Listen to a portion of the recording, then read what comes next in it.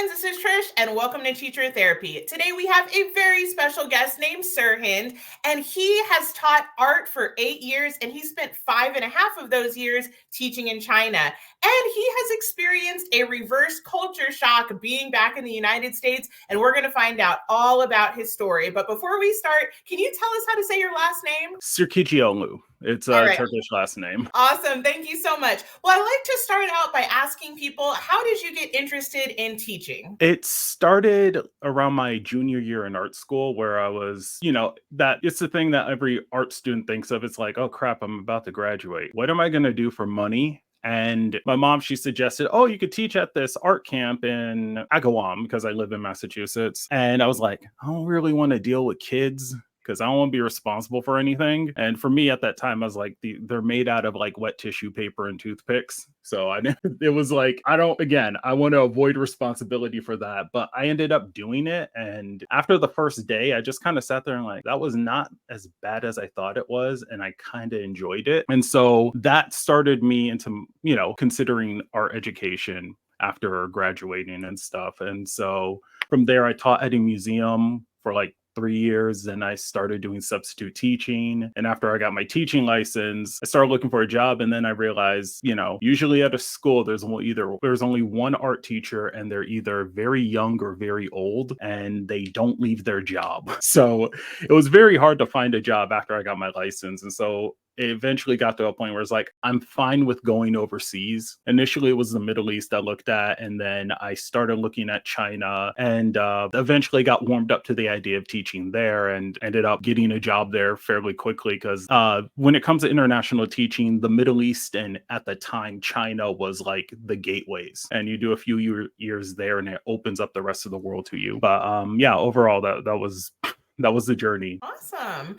So what were your expectations before going to China? Because you did do some teaching in the United States before China. So what were you kind of expecting and what was the reality? The expectation was, stereotypical Asian students in America. And it was kind of true, but there's some caveats. And like when I was teaching in America, again, it was museum education. So I was dealing with predominantly kids who wanted to be there. Occasionally the kid who just needed to fill in time between piano practice or something. And for the most part, the kids were just like very receptive to stuff and willing to try things and everything. And that was also like where I learned how to teach stuff. So I made a lot of dumb mistakes along the way, gave projects that were ridiculously huge. And so by the end of the last day of a project, like, Mister, how are we going to make a whole book in an hour? And I'm just like, that's a good question. So over time, I worked out the kinks of my own sort of style of teaching. But back to China, the best way to describe it is that because it's not only the fact that, they are Asian, typical Asian students where they do take their work seriously and their parents take it twice as seriously as them. It was also the fact that it's private school, which is that it's a very result-oriented environment where, parents expect good grades or quality, even though that definition of quality, even amongst Chinese or private schools, is sketchy. Because I've heard stories from people where parents bribe them for grades or something like that. And you're like, one, I didn't expect you to do that. Two, I can't take the money, sir. Your son just needs to study. Or, I apologize for anime references, but even when it came to like testing, if anyone's familiar with Naruto, the Chunin exam, where effectively the whole key was to encourage them to cheat, that's how it was, where the Chinese students found some of the craziest ways to cheat on an exam. And we all just sit there and we're just like, you could have just studied. One kid went as far as like putting notes on pencils, like ordering custom pencils with his notes on it. Or the girls had a clever one. All they had to say was, I had a lady emergency, and they, scanned their notes and stuff in the middle of tests. And I'm like, and I think at that time they just like, what's it called?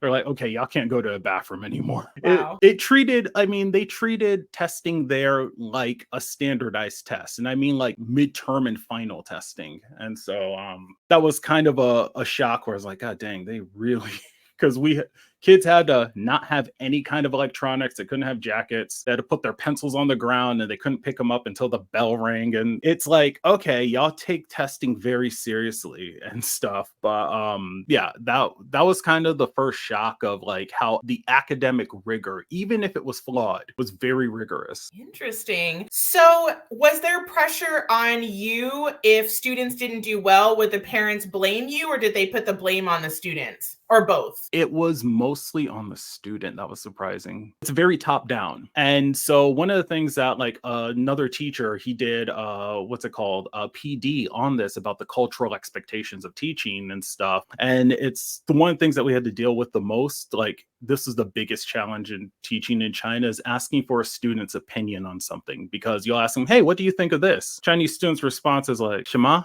which is like, what? And for them, they're just like, you're the teacher. You already know the answer. Wow. And so it was like getting the kids out of that mode. That was like the main thing that we were dealing with. And also getting them not to cheat, because they had a tendency for it. And what we were trying to do is like, hey, do not do this. Don't cheat, because if you do it in college, you screwed yourself for, you're kicked out of school, academic probation. You can't even go to another college for a while and stuff. So that was more of the thing that we had to deal with. And parents are very reasonable, because a Chinese parent, usually the first message is, how can my son or daughter improve? Why is the grade low? And if you give them an explanation, if you're straight with them and stuff, they're on your side for the most part. I mean, there were times where it's like, Chinese parents, they rail in. I mean, during student teacher meetings, again, it starts with the, what can we do? And then you find out what they're doing on their side. And mind you, these are rich parents. So I had one kid who didn't do anything in my class. He wasn't doing anything in any other classes. And what happened was that we find out that the mom built a basketball court in their apartment for him. Like a small little basketball court for him to shoot hoops. And that in order to get him to study, she made a deal with the tutor to play basketball with him for like a half an hour to an hour, and then they would study. And we're just like, and mind you, when we find this out, we just get even madder at the kid and like, your mom did all that for you and you're gonna act up in class. And mind you, acting up in China is more like the kids sleeping or just talking with friends. Like behavioral problems were way more subdued. That doesn't mean we weren't having fights or there was no little high school drama, because I taught middle to high school. Middle school, you had girls talking about fights. And I remember there was one girl who, she sounded like an American girl when she talked about that stuff. She's like, Mister, there's this girl talking to this boy and she needs to know her place because my friend likes that boy and I'm going to hit her. And I'm like, don't do that. She's like, I'll try. I mean, I think the main take from it all is that because they take education seriously, they're not unreasonable. Are there unreasonable parents? Yeah, sure. But it's like they give you the benefit of a doubt where it's like, okay, you're a teacher. You're serious about your work. We're serious about their grades. As long as everyone's like in the, meets in the middle, we're fine. Do you have those delusional parents who have a kid with, who can barely speak a lick of English and thinks they're going to go to Harvard? Yeah. And depending on the quality of school, you'll get more of them than otherwise. But for the most part, it's like, no, Chinese parents were relatively easy to work with. American parents, it's just a coin flip. I think that's the best way to describe it, because you have parents who respond, parents who are very forthright. And like, I had parents who it's like, hey, yeah, your son's acting up in class. And the dad's response is, yeah, we need to refill his medication. Oh.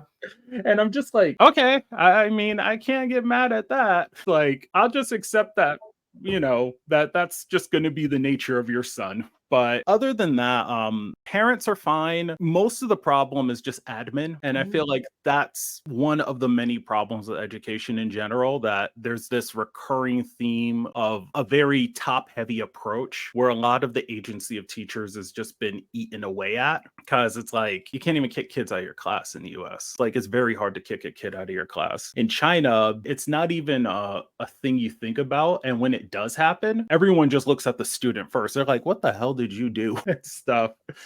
But it's much more clinical. And again, it's not perfect. It's flawed. It can be a little kind of hectic and whatnot, but they aim for, they do aim for a clinical approach in China. So it sounds like, in general, the office of being a teacher is respected in China. Would I be right in? Yes, very much. Okay. Even if you're like, because it's like something about the expat community is that you have different tiers of, it's very tiered, and the sense that you have people who are English teachers who are kind of low key at the bottom, because in China it's like, oh, so your only skill is your language. And there's a term that comes up is like a loser back home. They don't hold back.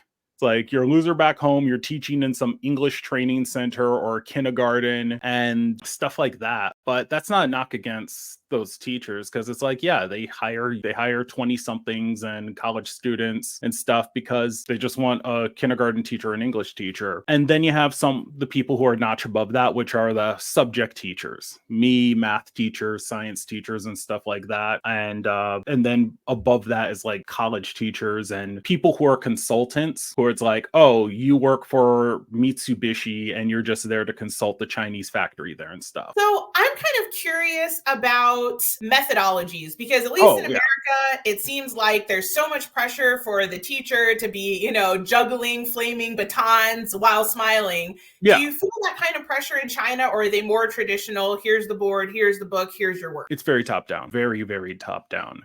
And it comes back to the kid. If you ask them a question, they're like, but you know all the answers. Why am I going to give you why am I going to give you my opinion? And I feel like that is kind of important, because I feel like what's happened in the US is that we have this Frankenstein, Paulo Freire kind of approach to education. And then there's the fatal conceit of like American thought in general, which is there's always a secret sauce. And we have an obsession with the most, pretty much a way to get around the problem. Then there's the second half of that, which is that we have a tendency in the US that we take a good idea and we run it into the ground. And so we take something like, oh yeah, we should really be concerned about student self-esteem and everything. And that just turned into, back in the 90s, encouraging kids, how can I put it, in regards to their self-esteem and their confidence and whatnot. Oh yeah, we should emotionally support students.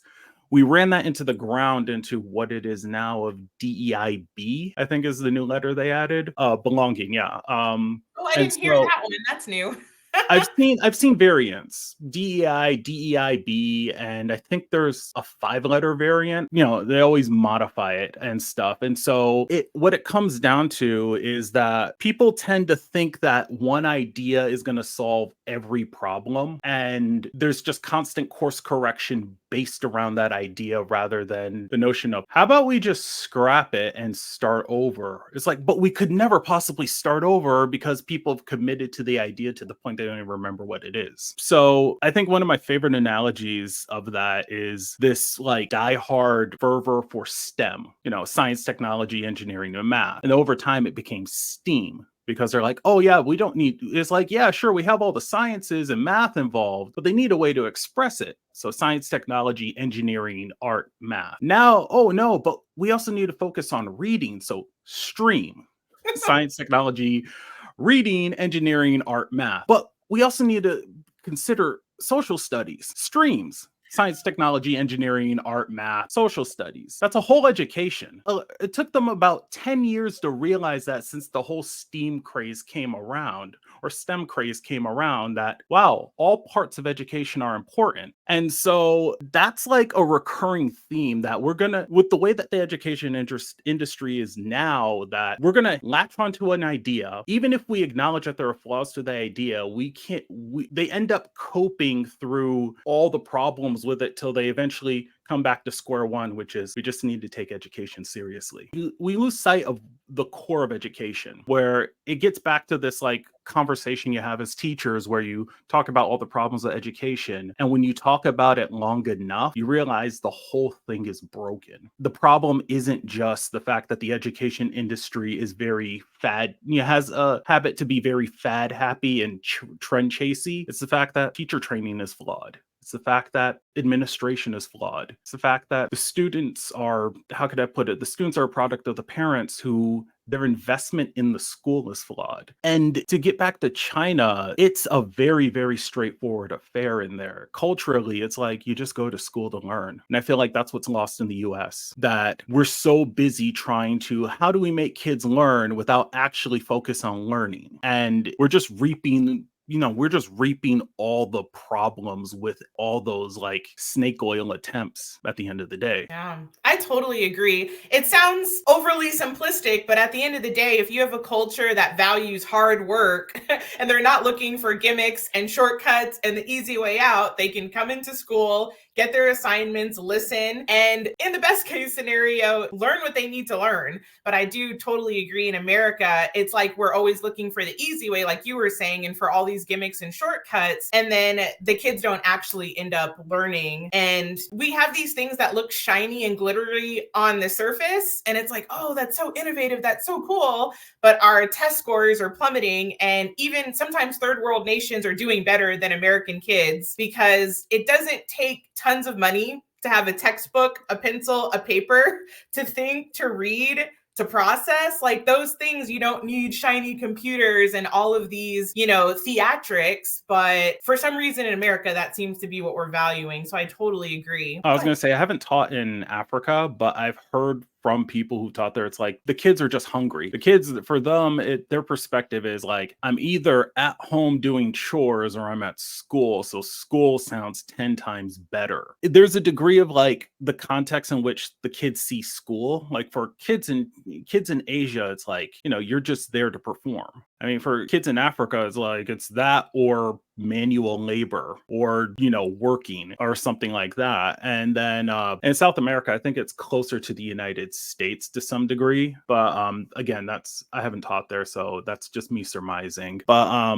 it comes down to family expectations on education. Because if the parents don't take education seriously, I mean, it's like the kid is already off to a bad start. And it's like you're doing a lot of reverse engineering. And it's like, I mean, in general, I always think that the hardest job in terms of education is elementary. I mean, elementary school teachers are just built different because you are kind of a parent as an elementary school teacher. As a middle school teacher, I don't know how to describe it. It's just hell.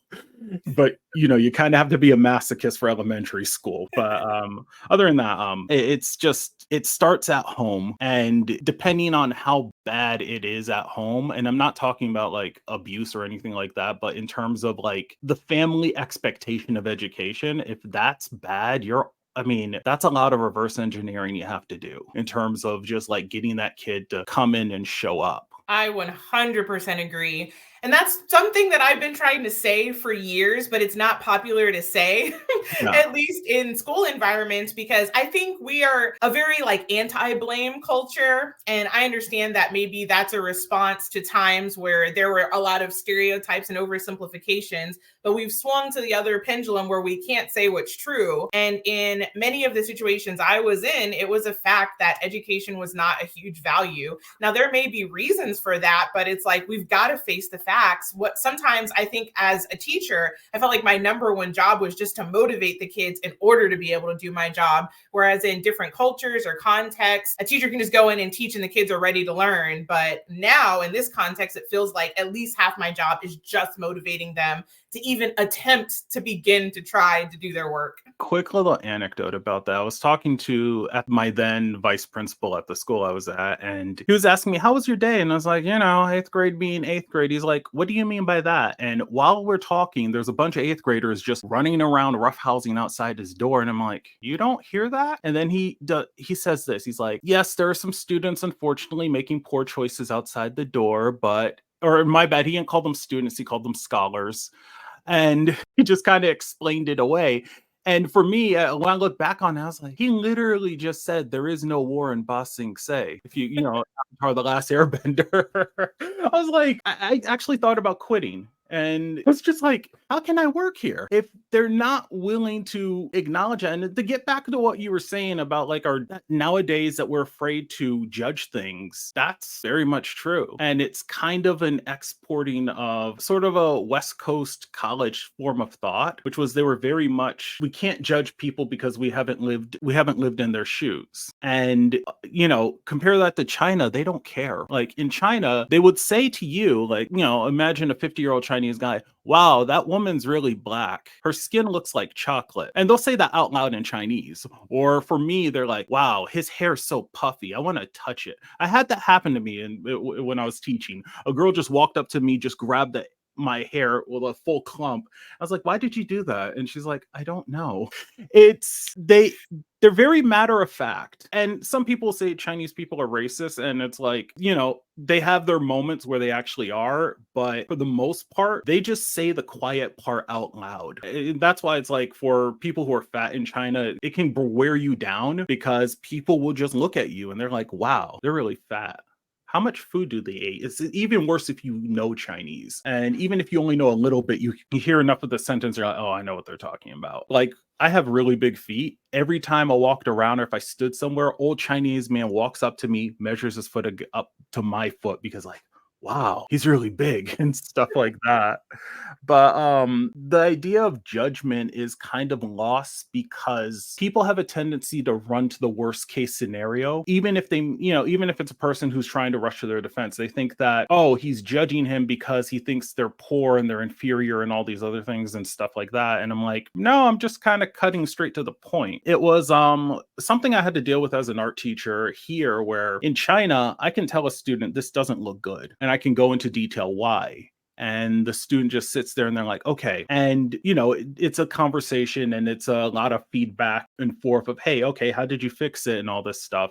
But here, the reason why I feel that my classes went south was that the kids, they didn't know how to respond to judgment. So, for example, like have a student do a drawing and I'm like, hey, this doesn't feel like, I know what you're trying to do. You're trying to show me something off in the horizon, but you put it on top of the horizon line when you should have put it behind. So it can feel like we're looking over the horizon and we're seeing this thing. And students are like, yo, man, what the F? I already did it. And then he gets up and he walks out class. Or I'll have a student, I'm like, yeah, I don't think you mixed that properly. You should touch it up. Here, let's get some paint so you can paint around it. And it's this literal complete shutdown. F this class, I'm out of here. And it just leads to a point where it's like you feel like disincentivized as a teacher to do your job, where it's like, okay, they're going to complain if the kids are out in the hallway. Do I just let them do the thing, even if I know it's wrong and they can do a better version of it, kind of thing? Yeah, that is so true. I remember that being such a shock for me when I first started teaching, because any effort I made to correct a student or offer a consequence was deemed as too negative. So, in the olden days, you could write names on the board of students that were talking to like, no, you can't do that. That's publicly shaming the student. And, we had things like Class Dojo where you could lose points for not doing your homework, for talking out of turn, and gain points for following expectations. But then I was getting complaints from parents that, oh, it's really hurting their feelings that they're having so many negative points. You need to add more positive points. And then I would try to do like rewards and incentives, but then subtly the message came across, well, you know what? That's really not fair to the kids that didn't earn it. Everybody needs to be given the same thing. So it definitely makes sense that these are cultural problems that not every culture suffers from. And I just love this saying that a problem well defined is half solved.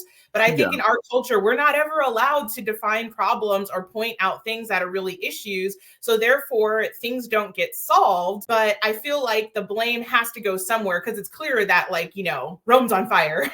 And there has to be somebody to get blamed. And I think teachers, at least in the American context, are the ones that constantly get blamed. And so what was your experience when you left China and came back to the United States? What were some of the things that really was a culture shock for you? Day one at the school I went to, it was a charter school.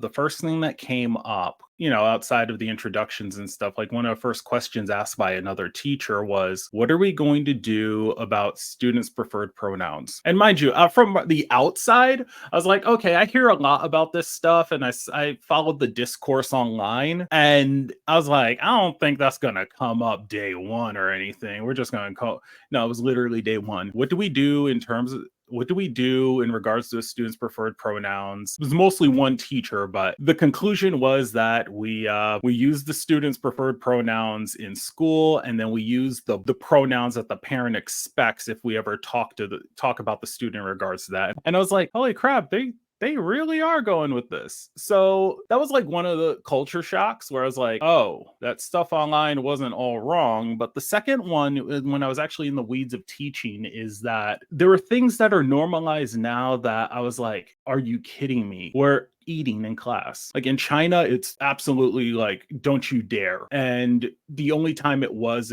because the way that international schools can be, it differs. But the one I was at, it was very divide and conquer, where the school was like, hey, look, we got our rules. We're not really going to hold fast to them until there are problems. And we just trust you. Don't betray our trust kind of way that it was. So it's like there were some teachers who served tea in class. There are some teachers like me who I'm like, don't you dare eat in my freaking room because I know you're not going to clean it up. So kids, they just stop bringing food in. But because the ultimate mentality is like, we're here to teach, you're here to learn. There was respect going around. But in the US, eating was so normalized, I couldn't even make my own rules in my class. And when I was trying to enforce those rules early on, like one kid broke out some Takis and I took them from him, crushed the bag and dumped it in the trash can. I got a stern talking about I can't take his property. I was like, but he can't eat in my class, but you can't take his property. Then there was one girl who was like, I need a mental health break. And I was like, a break from what? And she's like, everything. I'm like, but you haven't done anything. And so then I got a text about she has a right to a break. There was just a lot of these new stipulations and rights that kids had. And I'm like, this gets in the way of a lot of things. So I remember one time I had like 5 kids say, I want to take a break. And they're all just sitting in the hallway having their break, talking to each other. And I was like, oh, I guess that's it. And then someone comes to me like, why are all these kids in the hallway? I'm like, don't they have a right to a break? And then she just looked at me. She's like, okay, you're right, but this isn't right. There was a lot of that where it was like, I know these rules are flawed, but we have to follow them. And you had this reinforced by admin who were a mix of true believers or pragmatists. And I mean, our middle school, we had the There Is No War vice principal. He was very much a Pollyanna, and we didn't really,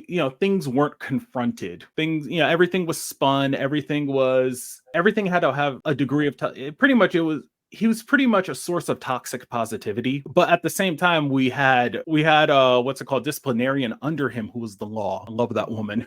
So she put the fear of God in those kids, and it was like, oh, okay, things aren't entirely lost, because you still have those kinds of administrators who they know their job, which is that they're the hammer. Their job is to be the hammer, to enforce the law, to course correct when we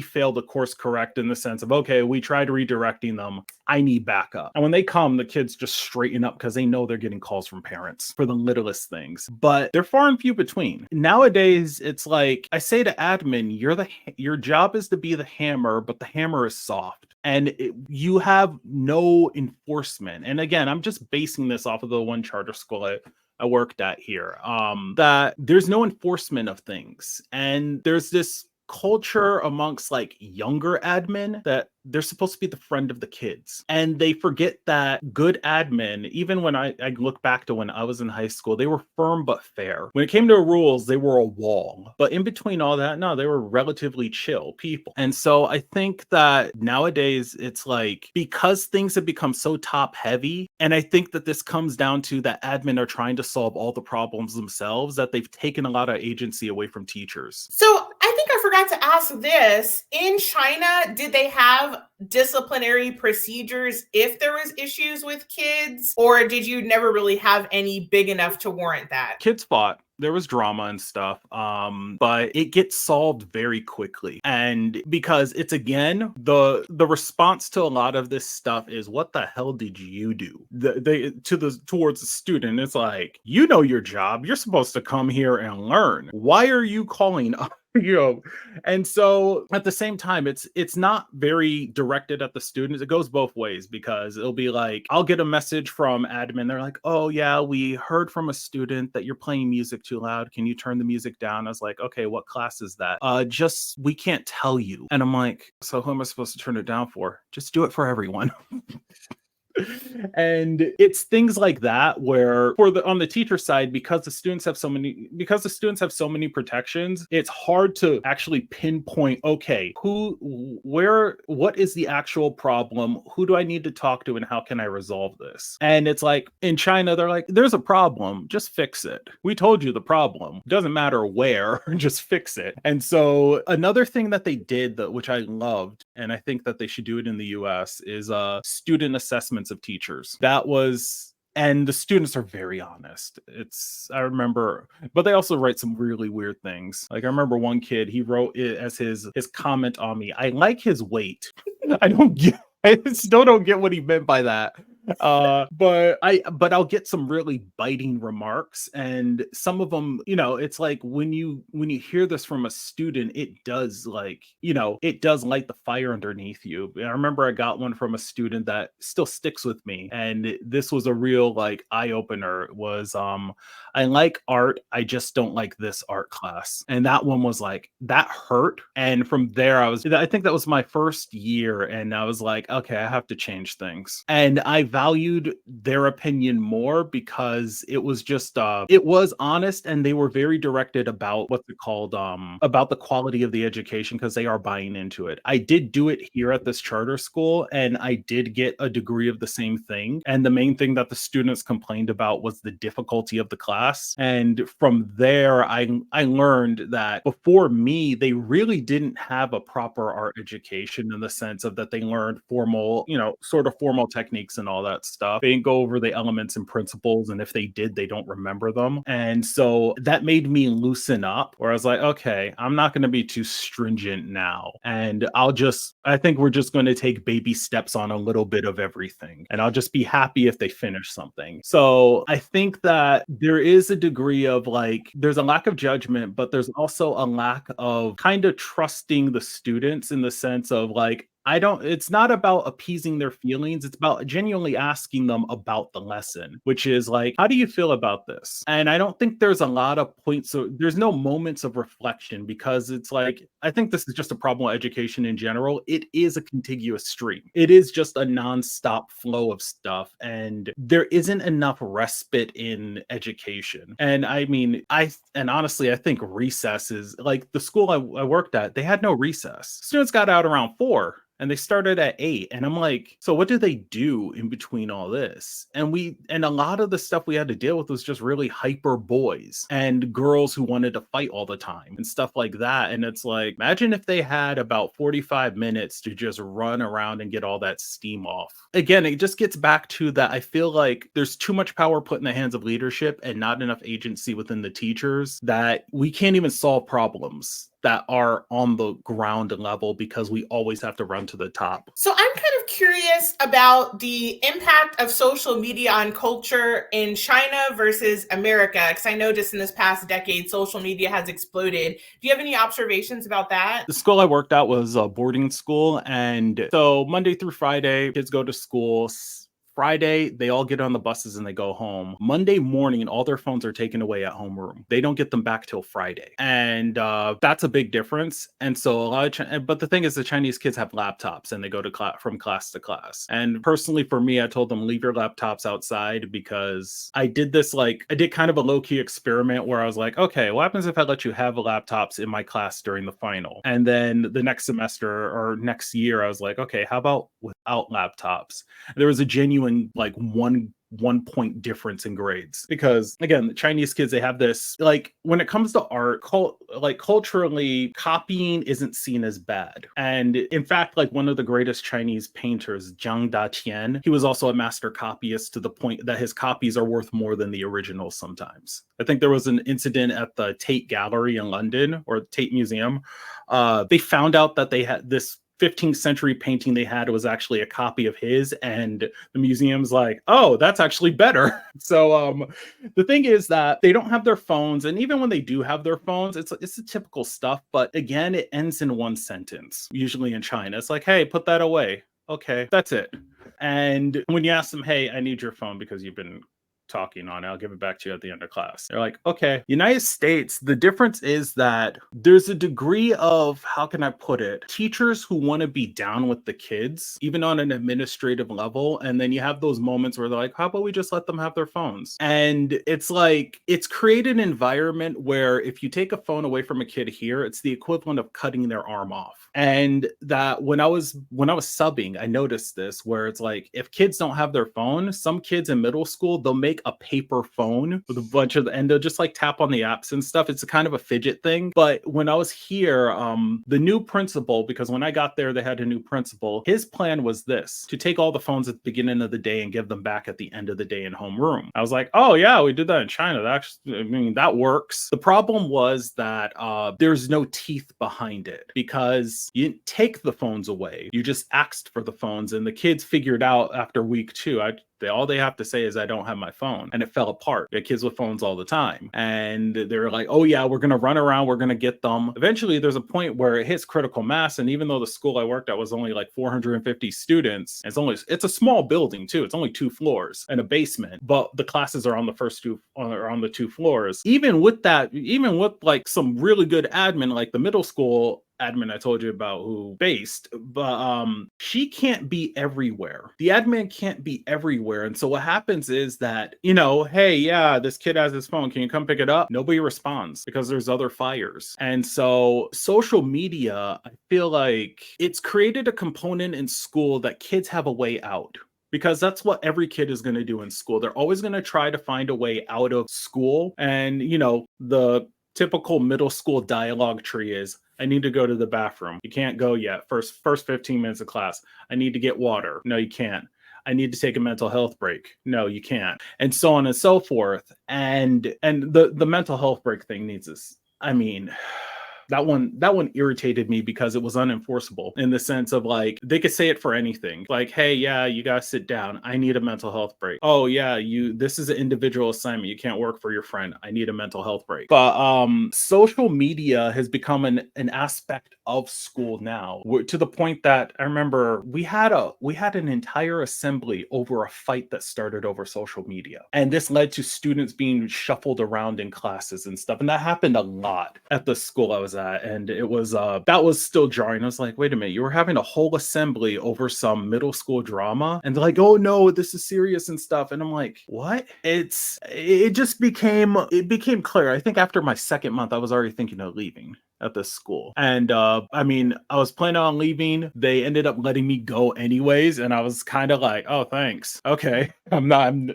have no problem with that. I was already thinking of leaving, but at the same time, I was trying to make it work. And so it's something that they normalized, and that is the fault of administration when they gave up on that. Because when I was in school, cell phones were just starting to become a thing. They cracked down on that hard. And now it's like they gave up. I feel like there's a lot of things that administration, I feel they've taken on way too much. And usually the defense is, oh, we're doing this to protect you. And it's like, okay, and the school's falling apart around you. You're not protecting anyone. You're just making my job hard. You're taking away any agency that I have to get the job done. And I mean, I've had these discussions. I've talked about China with other teachers, and I've told them the good and bad. And like, the bad of China is that mental health is non-existent. It's non-existent, and they have Chinese teachers or Chinese counselors trained in the US there. But the problem is that there's the cultural component of that. You don't talk about that because they have a concept called face. And the worst thing in China is to be poorly perceived upon, to look bad in front of people. And even in China, they have this system where effectively you have like the neighborhood counselor or neighborhood therapist who goes around to everyone's house to talk to people.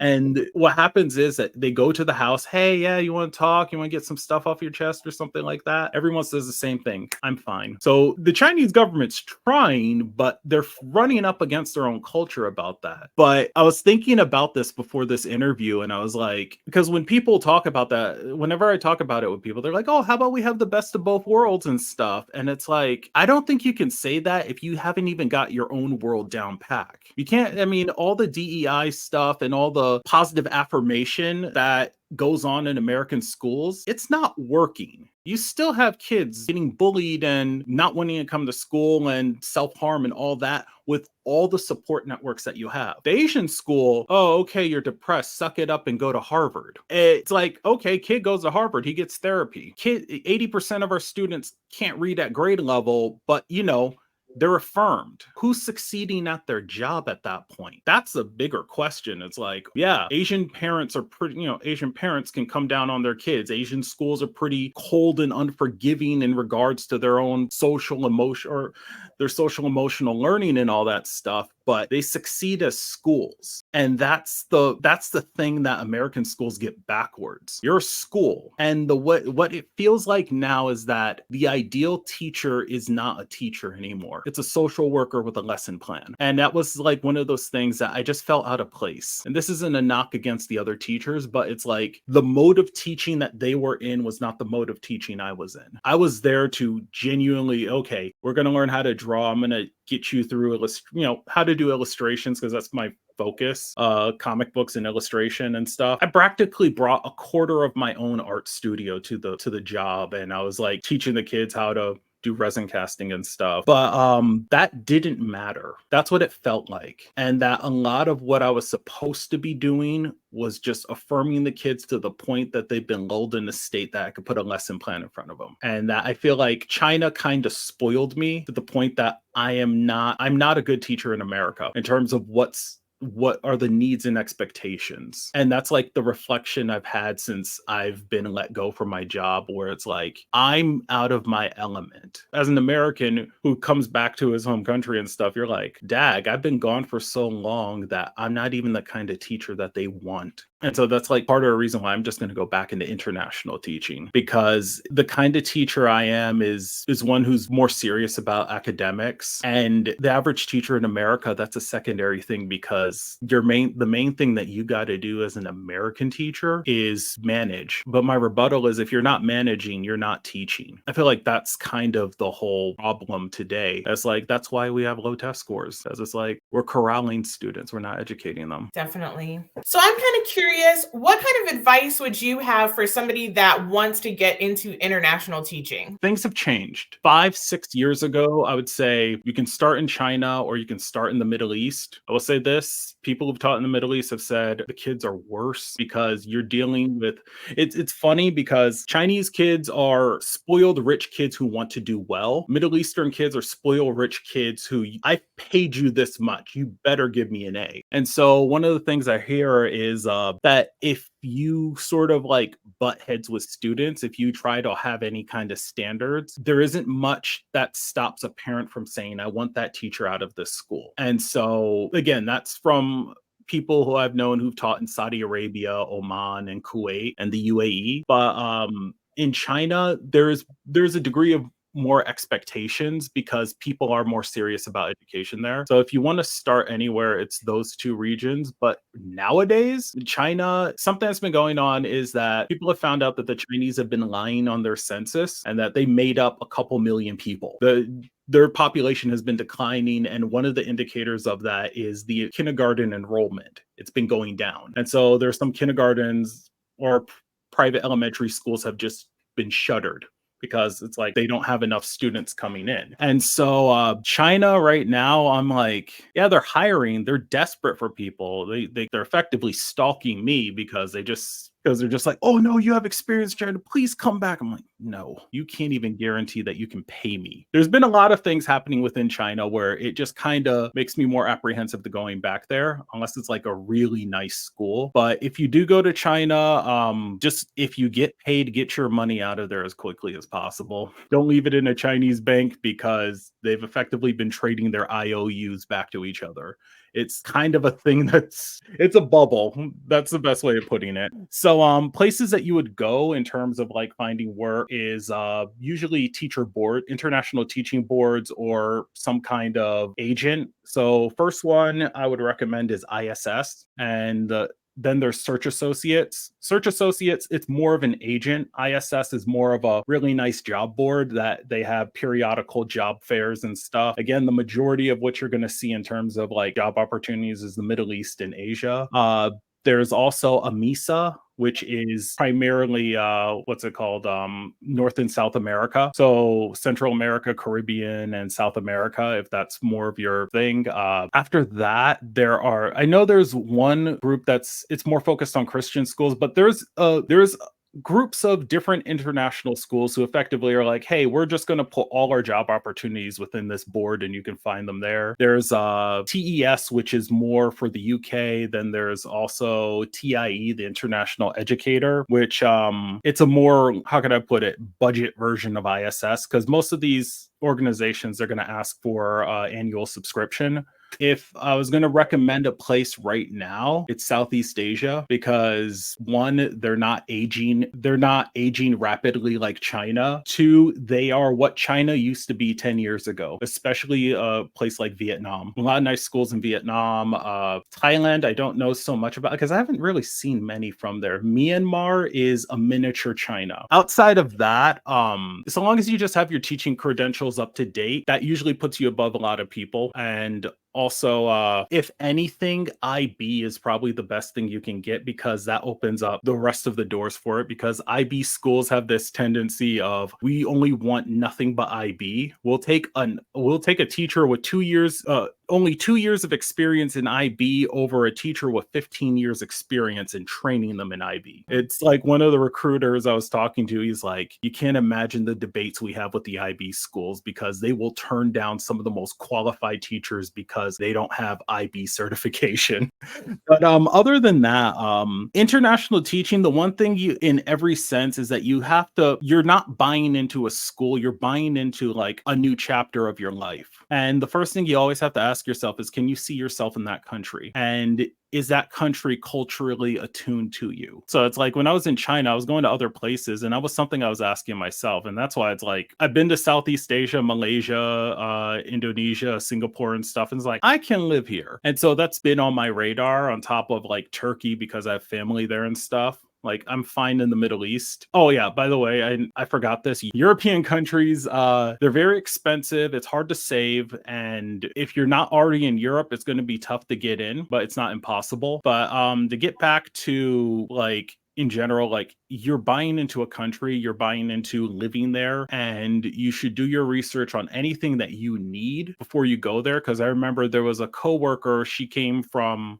Massachusetts, and she ended up leaving because she was effectively allergic to a good chunk of the like food there. Wow. And it was like, that's the kind of stuff that you have to prepare for. It's also that, like, don't go there expecting America. There's only one exception to that. That's Korea, because it's kind of like mini America. It's just mini America with a lot of Asians. But it's one of those things that, like, you'll see people there who are absolutely miserable because they hate every aspect of the country. And for me, it's like, no, China, there were moments where it grated on my nerves, where I was like, I'm tired. It's like, I'll eat nothing but Chinese food. And then there's just one day, it's like, I hate all this crap. I want a burger. Luckily, they have everything in China. But if anything, it's like, you have to be down with the culture in order for it to work. Because if you're miserable outside of work, you're going to be miserable within work. That makes sense. That's some really good advice. Well, the last question that I like to ask people is, if you had a magic wand and you could change anything in education, what would it be? And if you want, you can answer it both for the USA and for China, just for fun. If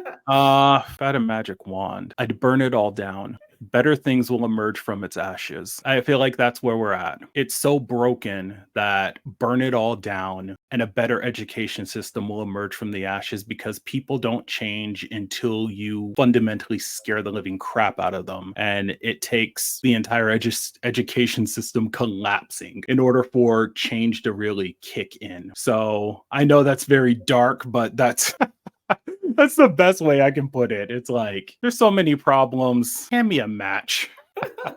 And what about China? China, oh no, they're already collapsing. So they're gonna find out. But if there was one thing that they can do, it's lighten up. They have the academics down very well. They have everything else down horribly, but it doesn't mean they're not trying. It's just that it's the willful ignorance of the culture. So again, I remember there was one incident at our school where we had a girl cutting herself in positive psychology class. I mean, that kind of describes how it is, where it's like they're trying, they just lack the awareness to really implement the change. And the mental health problem, it may seem I'm like saying it's not that bad. No, it really is bad in China. They can improve so much, but again, they're butting up against themselves. That's the problem in China, which you can say that's happening in America. It's like Americans, we're optimistic, but we're optimistic to a point of willful ignorance. And the DEI stuff is literally just a new incarnation of that willful ignorance. Because at the end of the day, students are supposed to learn. And if we're not learning, then, we're not accomplishing anything. We need to get back to the basics instead of trying to work our way around them. Absolutely. Well, this has been really interesting. It's just interesting to hear the contrast of almost polar opposite problems in China versus America. That is really a lot to think about. So I hope that this is, going to be helpful for anybody that might want to do international teaching. I know a lot of people in my audience have talked about it. So I think you were really, really honest, and I appreciate that. And is there any kind of social media that you want to connect the audience with at all? Yeah, I do stream. So if you wanna, how can I put it?